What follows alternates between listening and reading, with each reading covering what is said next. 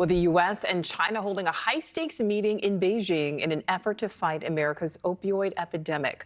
Late last year, President Biden and Chinese President Xi Jinping struck a deal to revive a dormant counter-opioid working group. Since then, Xi has put China's fentanyl suppliers on notice, threatening to take action if they continue the fentanyl flow here into the U.S. Right now, the majority of the global fentanyl market begins in China. These suppliers ship the deadly chemicals across the world, landing in North American countries like Canada, Mexico, and of course the U.S., where from there the product is manufactured, cut down, and then added into other drugs. This meeting is the first joint meeting of a U.S.-China working group on fentanyl precursor chemicals. So let's bring in Michael Brown, a former special agent with the DEA. Agent Brown, thank you so much for being with us. First of all, how significant is this meeting? Well, this is extremely significant given the situation with fentanyl in the United States. We've experienced roughly 200,000 overdose-related fatalities in the last 2 years related to fentanyl, and there's no sign of that decreasing. So obviously, from my perspective, the most important thing that the U.S. government can do is work with China to degrade this fentanyl precursor supply chain. And what do you think will actually come out of the talks? Because it's great to be at the table, but it also really matters what comes out of it.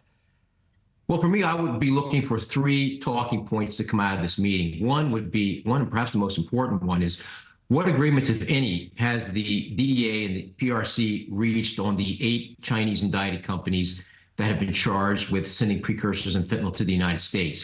The second talking point would be, what will Chinese authorities do to improve their current precursor chemical investigation and protocols? And third, and perhaps most importantly, how will Chinese officials assist the U.S. administration in degrading the money laundering supply chain that supplies fentanyl proceeds from the U.S. to China, then back to the cartels? And Michael, this is such a multifaceted crisis. Talk about the complexity of regulating these precursor fentanyl chemicals.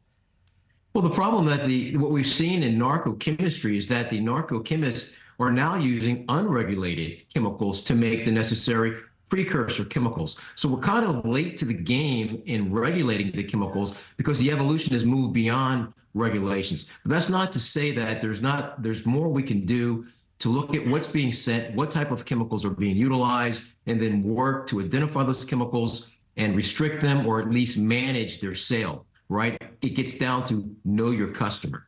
Absolutely. And we know that there are so many entities involved in this. Walk us through how the cartel's fentanyl manufacturing process works and how they play into all of this. Well, for the cartels, this is a critical meeting because they're also monitoring the outcome of this because it could affect their overall business. So just to break it down, the fentanyl precursor supply chain starts with Mexican cartels using brokers to order precursor chemicals from China. Those brokers then work with the Chinese companies and brokers to ship the precursors to the United States via maritime cargo or primarily through parcel express air cargo.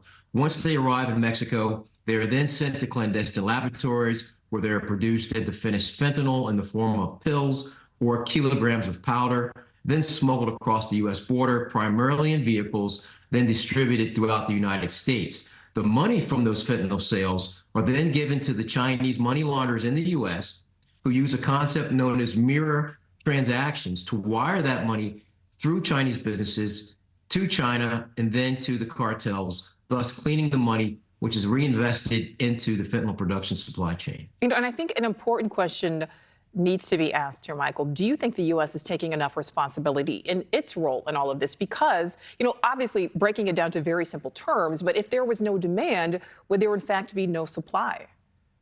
We have to be careful when we say that because we're talking about 2 different paradigms. One paradigm refers to the long-term substance users, those individuals who are using heroin, methamphetamine, and have a serious addiction problem. But the other and more growing paradigm are those individuals who take prescription pills that they think is an Oxycontin or a Percocet or an Adderall, and it turns out to be fentanyl. And those people are dying thinking they're taking prescription pills. So when we talk about who's being affected, we have to be very specific in who we're talking about and what what percentage of responsibility then falls on those individuals? Yeah, and we know so many people, millions of people are being affected. Former DEA Special Agent Michael Brown, thank you so much for your time. Thank you for watching. Go to newsnationnow.com to find News Nation on your television provider. And don't forget to click the red subscribe button below to get more of News Nation's fact-driven, unbiased coverage.